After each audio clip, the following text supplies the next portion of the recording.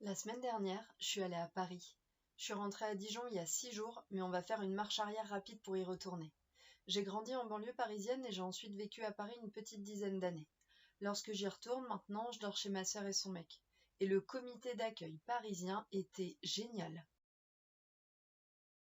J'ai passé la soirée à sécher mes baskets avec un sèche-cheveux. En vrai, une fois sortie de la douche et enveloppée dans des vêtements chauds, le comité d'accueil était vraiment génial. J'adore être chez eux. C'est beau et chaleureux. Ils ont tous les deux fait des écoles d'art et de design et ça leur a forgé un regard spécial.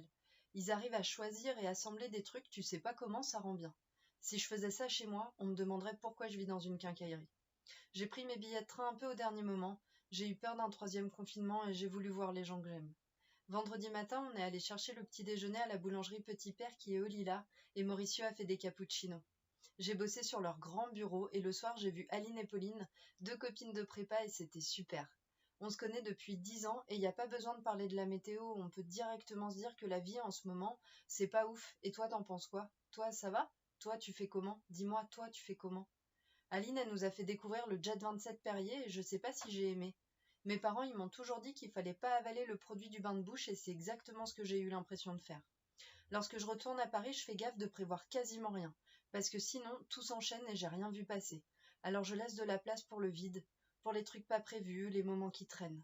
Ma sœur, elle a sorti son appareil qui fait sécher le vernis à ongles, on s'est marré comme des dindons, je lui ai coupé les cheveux et on a bu de la bière. Parfois, je suis nostalgique lorsque je repense à la vie que j'avais à Paris.